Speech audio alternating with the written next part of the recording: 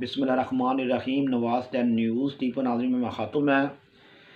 धरती माँ तुम्हें किन किन लोगों ने ज़ख्म लगाए, धरती माँ तुम्हें किन किन लोगों ने ज़ख्म लगाए, आज सामने आ रहे हैं उन लोगों के घरोने और शर्मनाक साए।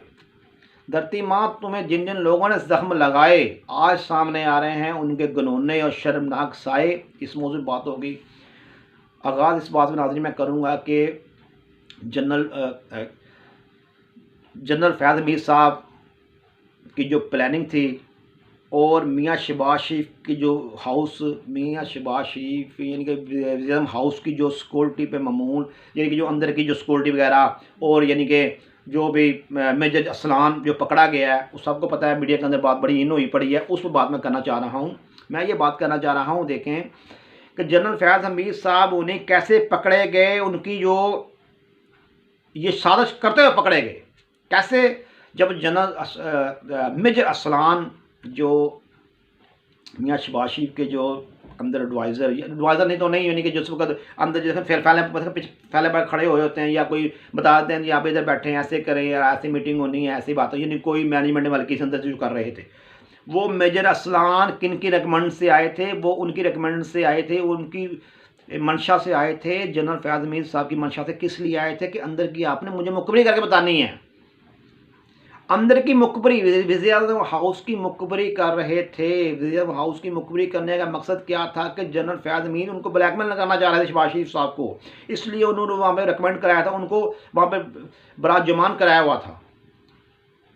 पकड़ने पे आते तो पहले ही पकड़ दे, मगर उनको नंगे हाथों पकड़ना था ना, इसलिए जिसको general DGISI general Nadeem Anjum साहब, उनको मियाँ शहबाज शरीफ साहब ने कहा जी देखिए इंक्वायरी करें इस बात की कि जो ये ऑडियो रिकॉर्डिंग अंदर की जो है, मैं यानी कि मरियम नवाज़ के बारे में जो ऑडियो आई थी कि देखिए जो उनके दामाद के बारे में जो मशीनें की बातें हो रही हैं, उन्होंने कहा ये बता तो कौन है कि अंदर की कौन खबरें बाहर लीक दे रहा है। फिर जलसे में खड़े होकर इमरान खान ने एक बात ये भी की थी कि मुझे अंदर के लोगों बताते हैं, मुझे अंदर की जो मीटिंग होती है, मुझे खबरें मिलती हैं उधर की कि ये बातें वहाँ पे हो रही हैं।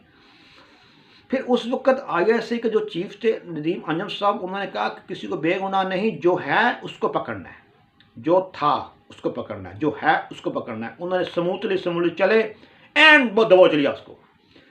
मेजर असलान को जो दबोचा है ना, जब उसकी दुम पे पाँव आया, उसकी गर्दन पे पाँव आया ना, वो फिर बोला, उसने कहा जी मेरा तो उसमें इतना कसूर नहीं है, ज़्यादा कसूर थे और टोलन उसका है। किसका? फैज़ हमीद का कसूर है।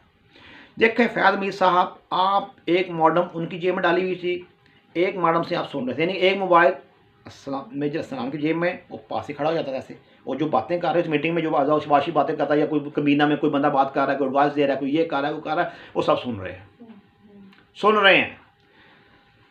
आपके पास क्या अख्तियार था? आपके पास ये अख्तियार था कि आप इस चीज़ में इन्वॉल्व हो जाएं? था भी, जो आप क्यों सुने बताएं? नहीं था, मगर क्यों सुने? आप क्यों सुन रहे थे नाज़रीन? फिर ये ज़ख्म लगाने वाली बात तो नहीं की धरती माँ को। फिर आप ये देखें, जो एटमी सासे जो बहुत कीमती है हमारे लिए, बहुत कीमती एटमी सासे, ऐसे लोगों की हाथ में बागडोर थी, उनकी बागडोर थी, अल्लाह ने वहाँ से इनके हाथ से निकाल दिया। शुक्र है इनके हाथ से वो बागडोर निकाल दी एटमी सासों की, और मुल्क के जो लगाम दौड़ थी, मुल्क के जो कंट्रोल था, इन्होंने मुल्क को स्मूथली, देखो मीडिया कंट्रोल, हर चीज़ कंट्रोल किया हुआ था। इन पे फिर क्या इतबार था कि एटमी साजों को कुछ करते या ना करते? जो ऐसे घनौने फेल में मुलव्वस हैं पाए जा रहे हैं, जो सामने आ रही है, खुली और नंगी बातें ये सामने आ रही हैं कि जो असलान ने वो कहा है, मुझे फैज़ हमीद कह रहा था, मेजर असलान ने मुझे कहा है, मुझे फैज़ हमीद ये बातें एडवाइस, मुझे हुक्म में उनका हुक्म पाबंद, मैंने उनके हुक्म में बातें मार रहा था। ये सारी अंदर की बातें, जो वज़ीर हाउस की एक सीक्रेट एक्ट है, जो अंदर की जो सीक्रेट बातें हैं वो सुन रहा है फैज़ हमीद। क्यों सुन रहा है? ना DG है, ना तो कुछ क्या, ना DGISI है, ना तो कोई ऐसी, तुझे आइडिया भी नहीं सुन, क्यों सुन रहा है तू? आप ये देखें, अब इन बातों, मैं मेजर असलाम जैसे, ये फैज़ हमीद जैसे, और भी कई ऐसे जो हवाले थे ऐसे, हम इनकी बात करते हैं, जो मोहन वतन से प्यार करने वाले हैं, जो अपनी जानें कुर्बान करते हैं, हम उनको खराज तस्लीम पेश करते हैं, उनको इज़्ज़त एहतराम करते हैं उनका। जो ऐसे लोग अपने मुल्क को इज्जत का दाग दाग करने की कोशिश करते हैं, उनके मुकद्दर रसवाई है, कोई भी हो। बात सीधी सी है। अब देखें, जब हम खिता हिंद में मुल्क का पाकिस्तान का वजूद पाया, उस वक्त बताएं नौजवान औरतें बेचारी की किसने पमाल हुई, बच्चों ने अपनी जानें कुर्बान कर दी, बूढ़ों ने अपनी जानें कुर्बान कर दी। जो मैं एक सिख का इंटरव्यू सुन रहा था यूट्यूब के ऊपर, सुन रहा था, वो कह रहा था कि ये सामने देख रहे हो जगह खड्डा नहीं, एक वो था मास्टर था, वो बूढ़ा हो गया था, काफ़ी उम्र थी उस बेचारे की। उसके पास एक साहबी इंटरव्यू करने के लिए चला गया। उसने कहा यार बताएं, आपने तो अपने हाथ से अपनी आंखों से देखा है निज़ाम जो पाकिस्तान हिंदुस्तान बंटवारा, जब पाकिस्तान हिंदुस्तान का जो बंटवारा हुआ है उस वक्त आपने सुना है कि मैंने भी आपने काफ़ी चीज़ें देखी थी। उसने कहा हाँ जी मैं काफ़ी चीज़ें मैंने देखी थी। उसे कह रहा है ये सामने देख रहा है फूल पौधे लगे हुए हैं। उन्होंने कहा जी फूल पौधे लगे। उसने कहा पता है इसके नीचे क्या है? उन्होंने कहा जी मुझे नहीं पता इसके नीचे क्या है। उसने कहा इसके नीचे पता नहीं कितनी लाशें और कितनी औरतों की लाशें, बूढ़ों की, बच्चों की, पता नहीं कितने 100 लाशें होंगी। उन्होंने कहा जी कैसे जनाब पूरी गाल समझो, पूरी बातों में बताएं। उन्होंने कहा कि मैं 8-9-10 साल का मैं था। मास्टर कह रहा है सिख, वो कह रहा है मैं 10 साल का तकरीबन था, तो मैंने ना वहाँ पे मैं आया हूँ अपने पिंड जो 7 गाँव पड़ता था। कहता मैं वहाँ पे आया, मैंने क्या देखा कि 15-20 बंदे ना टोया निकाल रहे हैं, बहुत बड़ा टोया निकाल दिया था उन्होंने। कहता नीचे तक टोया निकाल दिया। तो मैंने उससे पूछा टोया क्यों निकाल दे पे हो? कहता चुप, मुझे बचा दूंगा, चुप कर, तुझे नहीं पता टोया क्यों निकाल रहे हैं, तुझे हम क्यों बताएं। कहता मुझे ना डांटा मुझे। कहता मैंने थोड़ी देर बाद क्या देखा कि मैं वहाँ बैठा रहा, मैंने कहा पता टोया क्या कड़ी शक कर रही टोए च उन्होंने। कहता जब मैंने थोड़ी जब कुछ टाइम गुजरा है ना, कहता मैंने देखा कि गड्ढे, उस गड्ढे नाज़रीन कहते हैं मान रेड़ा कह लें, गड्ढे टका बना होता है, पीछे उसका गड्ढा होता है, गड्ढे यानी कि उस ज़माने की ट्राली वो थी, ट्रक भी वही उसको, क्योंकि काफ़ी लोग सामान लोड करके उसी के ऊपर लेके जाते थे। इस ज़माने का ट्रक मशीनरी, उस ज़माने के जानवर से वो गड्ढा को खींच के लकड़ी गड्ढे को जानवर जो टक्का था ना वो लेके आता था, पीछे उसमें कुछ चीज़ें रख देते थे। वो गड्ढे कहना पता नहीं कितने गड्ढे या लैना लगी हुई हैं, गड्ढियाँ दियाँ कितनी गड्ढों की लैनें लगी हुई, वो लेके ऐसे आए। तो मैंने क्या देखा, कहता मैं बच्चा, मुझे कई दिन नींद नहीं आई। कहता अभी तक भी मुझे तकलीफ़ मेरे दिल में है, मुझे अभी तक सुकून से मैं सो नहीं सकता। कहता इतने साल गुजर गए, जब मैं वाक़या मेरे ज़हन में आता है मुझे कितने के अंदर मुझे नींद नहीं आती। कहता मैंने क्या देखा, वो सिख कह रहा है, कहता मैंने क्या देखा कि वो गड्ढों में उठा के लाशें ऐसे से फेंकते रहे, ऐसे से उस टोए के अंदर।